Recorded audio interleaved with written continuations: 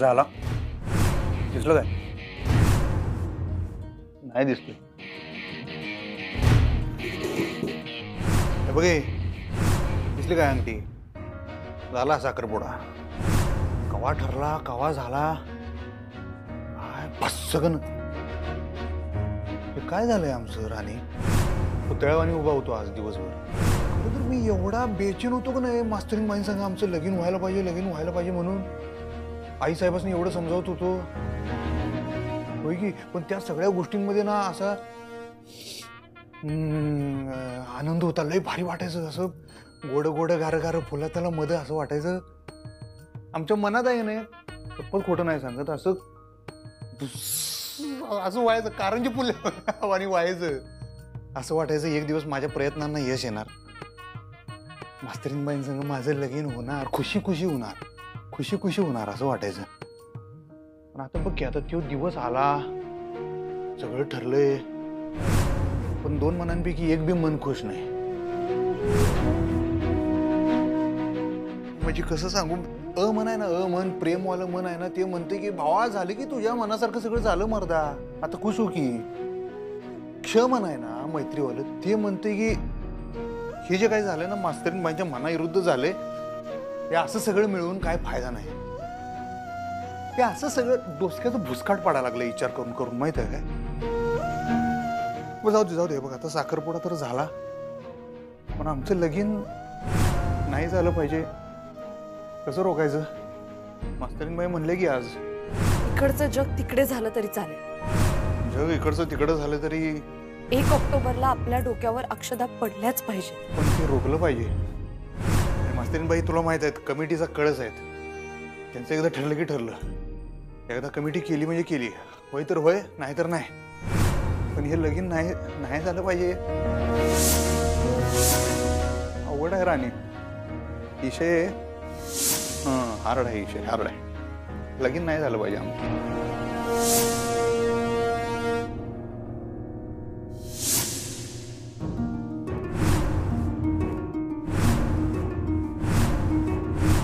एकदा आम्ही सांगितलं का सांगितलं. तुम्ही खुश नाही आहे मला माहिती आहे. जे ठरलंय तसं होऊ दे.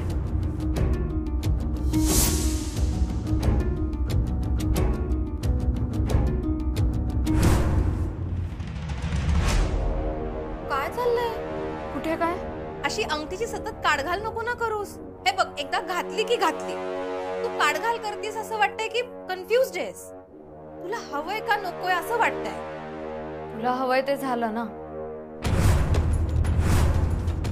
निखिलचे आई बाबा बोलणी करायला तयार झाले. हो अगं ते चांगलंच आहे. पण ताई तू खुश नाहीयेस का? त्यांनी काय फरक पडतो आता? ताई हे बघ तू असं नको बोलूस ना. हे बघ हे लग्न तू हे बघ मी आता कमिटमेंट केली आहे आणि ती मी पाळणार.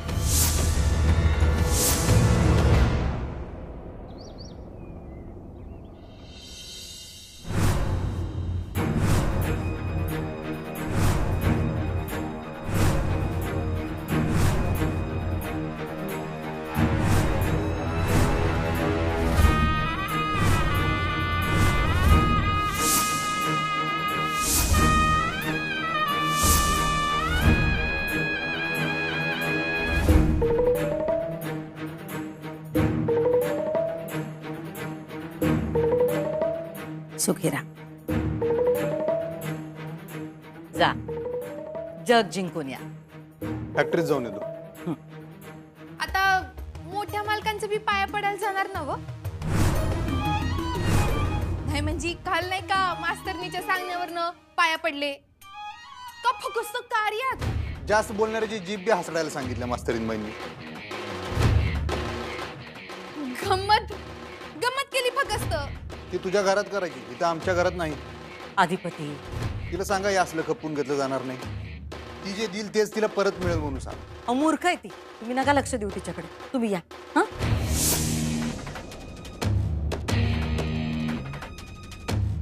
बघितलंस ना मावशे कसा रागराग करतात माझा. जा धनाजीला चहा ठेवायला सांग.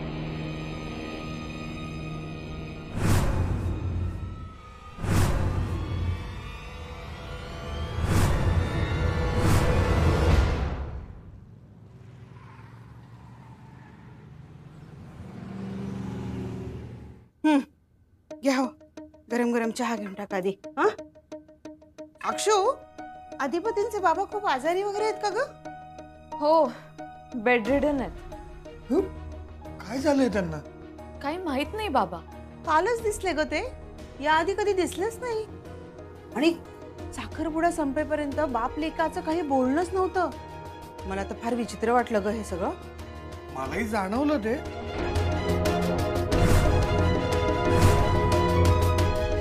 त्यांच्यामध्ये आणि अधिपतींमध्ये ना काहीतरी ताण आहे. हो ना, वाटलंच मला. काल सुद्धा अधिपती त्यांच्या पाया पडायला तयारच नव्हते अगं. मीच त्यांना बळेबळे नेलो. आणि मग अधिपती पाया पडून गेले तर त्यांच्या बाबांनी माझा हात धरला. हात धरला? हो, खूप घट्ट. म्हणून तुझा काल हात दुखत होता का? हो ना.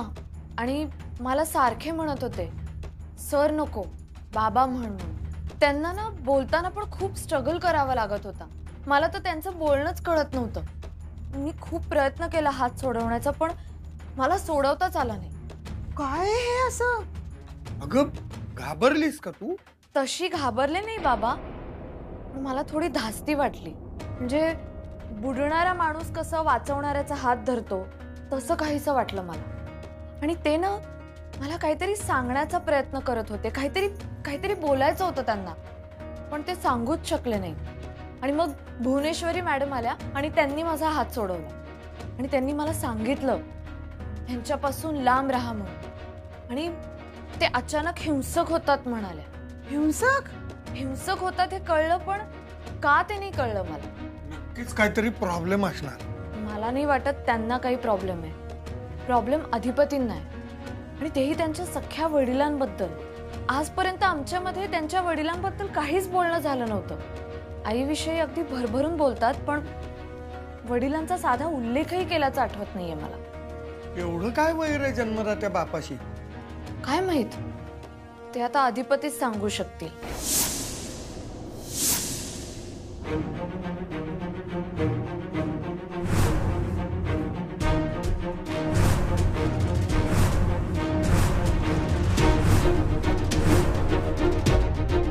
तुम्ही इथं आलात?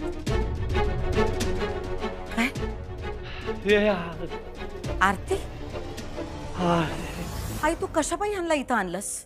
भुवे, अगं त्यांना देवीच्या पाया पडायच्या आहेत. एवढ्या वर्षींनी आज कशी काय उपरती झाली? हा? सुनबाई. काय? सुनबाई. सुनबाई. हा, सुनबाई. सुनबाई? तिचं काय? चांगली हे वे नग तुम्हाला नाही जमणार. ये वे. भुवे, अगं दे की. दुर्गे,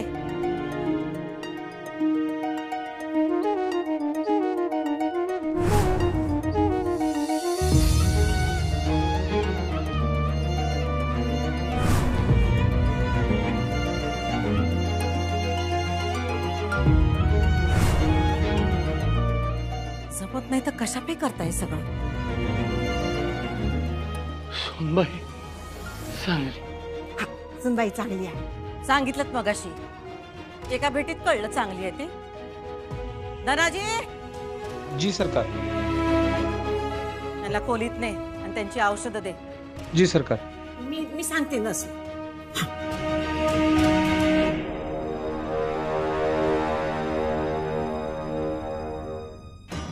ताई, बघितलंच नव? अगं यांना बी आवडली असू. मला तर वाटतंय त्या मास्ताने ह्यांच्यावर बी चेटूक केलंय. ताई, ज्याला त्याला कशी काय आवडती ग ही बाई? ही का नाही धोक्याची घंटा आहे बघ. बघितलंच नव? अगं आत्तापासूनच सासरे सुनेचं कौतिक करायल्यात. एवढ्या वर्षात कधी तर आली होती का ग? आज बघ कसे आले. आणि काय म्हणू, तू चांगली हाय. अगं तुला जमल नव तिला बाहेर काढाय? तिला बाहेर काढायला जमल ना जमल ते कळलंच. पण तुम्ही मायले केली थोबाड बंद ठेवलं नाही तर तुम्हाला आत्ताच्या आत्ता घराबाहेर काढू.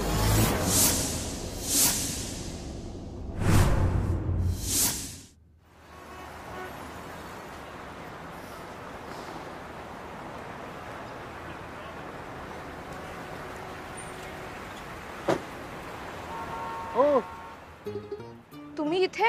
हा, फॅक्टरीला जायचा रस्ता ह्योच आहे. ओ, तुम्ही आत्ता कसं काय? शाळेला जायचा पण रस्ता हाच आहे. ओ, झालं चिडवून? अहो तसं नाही, आज लवकर चाललायचा म्हणताना म्हणलं. हो, जरा शैक्षणिक साहित्य घ्यायचं होतं. शैक्षणिक साहित्य घेऊन झालं असेल तर सोडू काय तुम्हाला? नाही नको, मी जाईन. काल तुम्ही चिडलाय का हो? चिडले तर तुम्ही आहात. मी कुठे चिडलो? असं काय झालं काल तेव्हा की मी चिडीन? काल आपला साखरपुडा झाला ना, म्हणून चिडलाय ना? कोल्ड कॉफी घेणार काय? नाही. बघा आता कोण चिडले. कोल्ड कॉफी घ्यायला एवढं होल्डवर ठेवतो तुम्ही माणसाला. चला.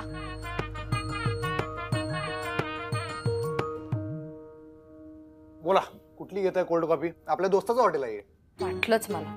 कोल्हापुरात सगळे हॉटेल्स तुमचेच आहेत ना? कशाला उगाच गरिबाची चेष्टा करायला आहे? गरीब?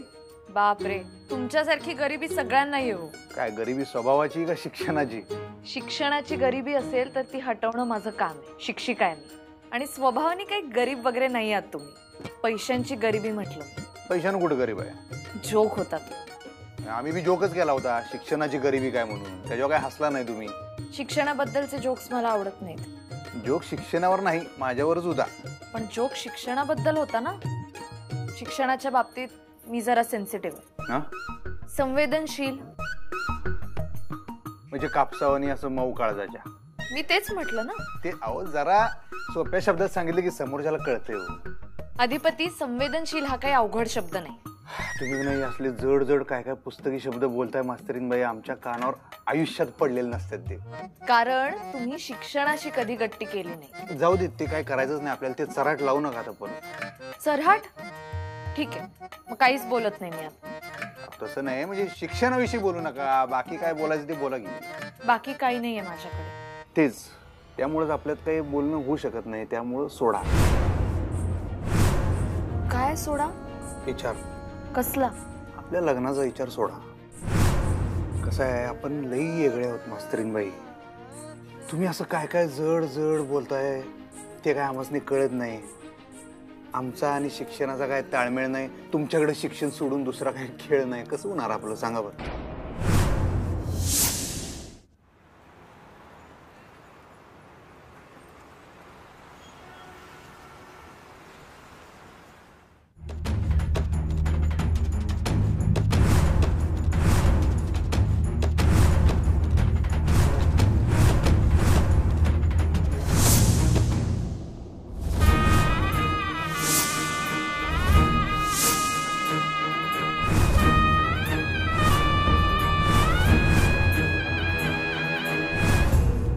एवढ्या वर्षात कवा स्वतःच्या खोलीतून बाहेर पण आला नाही. पण आता होणाऱ्या सुनासाठी काळीज हल्लं की हो तुमचं. सुनासाठी सबूत पण फुटू लागले. पण आमच्यासाठी कधी कौतिकाचा एक बी सबूत नाही. ठीक आहे, ठीक आहे. आम्ही तुमच्याकडून कधीही अपेक्षा पण केली नाही. आमचं कर्तव्य म्हणून आम्ही सगळं करत आलो. सोपं नाही हो सूर्यवंशींचा हा डोलारा आणि त्यांचा पोरगा सांभाळणं. आम्ही केलं तुमच्या मनासारखं सगळं. पण तुम्हाला वाटतं का तुमच्या लेकाचा ह्या पोरीशी संसार होईल म्हणून? शिक्षण म्हणजे खेळ वाटतं तुम्हाला? तुम्ही तोच एक शब्द पकडून बसू नका. माझा मुद्दा तुम्ही ध्यानात घ्या. नाही नाही, मुद्दा आला लक्षात माझ्या. आलाय ना लक्षात? आपलं काही होऊ शकत नाही. म्हणजे आपला असं छान संसार होणार नाही. तुम्ही कुठल्या प्रेशर मध्ये येऊन हे सगळं करायला लागलाय मला सांगा. मी तुम्हाला सोडवू शकतो यातनं. परत एकदा मी तुम्हाला तेच म्हणतो, सांगा की. आता त्याला खूप उशीर झाला अधिपती. म्हणजे होईल तसं होईल आता. ओ, होईल तसं होईल म्हणजे? हळू हळू सरा, हळू. होईल तसं होईल म्हणजे काय? होय होय काय आणि हे होईल तसं होईल असं असतं ते. तेच ते. बघा बघा, आत्ताच तुमच्या ध्यानात आलंय ना हे कसं आहे आमचं सगळं. आपलं काही सुद्धा होणार नाही. नंतर म्हणू नका तुम्ही. जाऊ दे, सोडा. ठीक आहे, चला निघूया मग आपण आता. अधिपती, मी तुमची हरकत नसेल तर एक विचारू? आणि ना तुम्ही हे असे परवानग्या घेत बसू नका मास्तरीनबाई. चांगलं वाटत नाही ते. धाड दिवशी विचारून मोकळवा की आता काय राहिले. नक्की? हा नक्की विचारा. बघा, चिडणार नाही ना तुम्ही? चिडण्यासारखं काय आहे काय? थोडं पर्सनल आहे. आमचं पर्सनल काय नसतंय. तुम्हाला माहित आहे ना, आमचं सगळं असं मोकळंच असते आबाळावानी. तुम्ही विचारा. तुमच्यात आणि तुमच्या वडिलांमध्ये काही ताण आहे का? काल तुम्ही पटकन पाया पडायला आला नाहीत म्हणून विचारावंसं वाटलं. काय प्रॉब्लेम आहे? ते आजारी आहेत का? तुम्ही कम्फर्टेबल असाल तर सांगा. हा, मला सांगायलाच हवं असं काही कंपल्शन नाही आहे. पण मला विचारावं असं वाटलं म्हणून विचारते.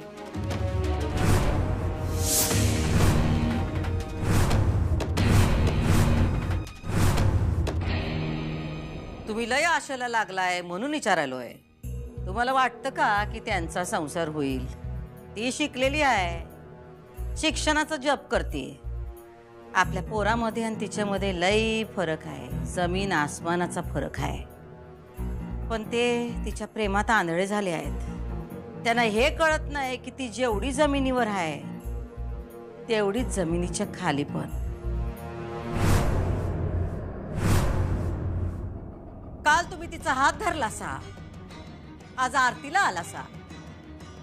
सुनबाई चांगली आहे म्हणताय, नंतर निराशा नको म्हणून एक गोष्ट आधीच सांगून ठेवतोय तुम्हाला.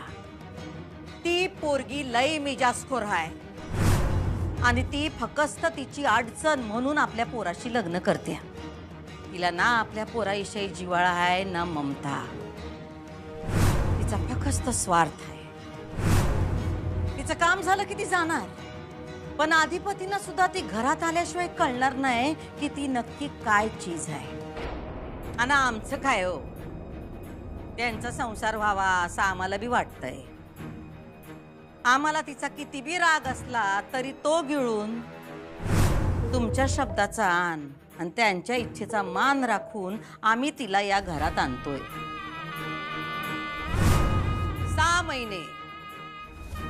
6 महिने काय हे लग्न टिकणार नाही आणि ती पोरगी या घरात राहणार नाही.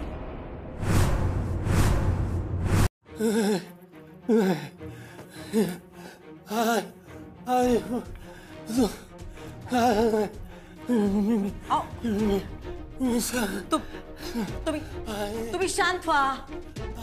अहो शांत व्हा. ती पोरगी अधिपतींची जोडीदारी नाही होऊ शकत. तिच्या रूपाचा, शिक्षणाचा लय माज आहे तिला, आणि अधिपतींबद्दल तिला जरा भी माया नाही, त्यांच्याबद्दल आदर नाही. काय सुख देणार ती त्यांना? पण अधिपती अडून बसलेत. लग्न केलं तर तिच्याशीच करण, नाही तर करणार नाही म्हणले. काय करणार आता? ते या घरचे एकुलते एक वारीस लग्नच करणार नाही म्हणले तर कसं होणार? वंशाला दिवा कसा मिळणार? म्हणून आम्ही सगळं त्यांच्या मनासारखं करतोय. पण कधी ना कधी त्यांना कळल की आईसाहेब म्हणत होत्या तेच बरोबर होतं, आणि ते स्वतः तिला घराबाहेरचा रस्ता दाखवतील. ही काळ्या दगडावरची रेष आहे. दोघा आशेला लागू नकासा, नंतर तुम्हालाच त्रास होईल. आता आम्ही लग्नाच्या तयारीला लागलो आहोत. सगळं कसं एकदम दणक्यात करणार आम्ही. ती या घरात येणार, पण एक लक्षात असू द्या, ती जशी येणार तशी ती जाणार पण.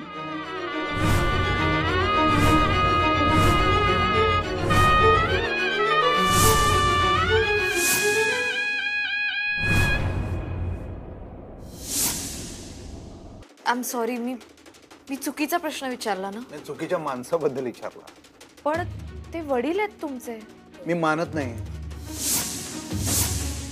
असं का बोलताय तुम्ही? वडिलांबद्दल असं बोलू नये. अहो, वडील आहेत तर तसे गुण पण दाखवले पाहिजेत ना माणसानं आयुष्यात, वडिलांसारखे. अहो अधिपती, त्यांनी तुम्हाला जन्माला घातलंय, तुम्ही त्यांना नाही. मस्त जन्माला घातलं तर चाललं असतं. असं का बोलताय तुम्ही? जाऊ देऊ, सोडा ते विषय. त्यांना काही आजार आहे का? माहित नाही मला. असं कसं माहित नाही? ते वडील आहेत ना तुमचे. त्याविषयी मला काही बोलायचं नाही. का पण? का नाही बोलायचं? हार्ड आहे होते विषय. मला कळलं नाही. तुम्हाला कळून उपयोग बी नाही. म्हणजे काय नाही, सोडा तो विषय. तो विषय सोडा की तुम्ही. मला असं वाटतं की ज्या घरात मी लग्न करून जाणार आहे त्या घराबद्दल सगळी माहिती मला असायला हवी. तेच सांगतोय. ते नका सांगू, मी जे विचारते ते सांगा प्लीज. सांगा ना मला, काय काय झालंय, काय प्रॉब्लेम आहे? तुम्हाला सांगितलं ना, मला माहित नाही. त्यांचं नाही आमचं काय बोलणं होत नाही. आलं काय ध्यानात? आमचं त्यासनी काय माहित नाही, त्यांचं आम्हासनी काय माहित नाही. जन्माला घातलं इशे एंड. खूप हार्श बोलताय तुम्ही. हा कठोर. हा, मग कठोर तर कठोर, मग कठोरच आहे. का पण असं का? जो माणूस बायकांचा मान ठेवत नाही त्याचा मान मी ठेवत नाही. त्याच्या संग कठोरच वागायला. अधिपती, तुम्हाला तुमच्या आई साहेबांची शपथ आहे, मला सांगा. शपथ कशाला घालताय तुम्ही आई साहेबांची? तरी बाई तुम्ही शांत व्हा.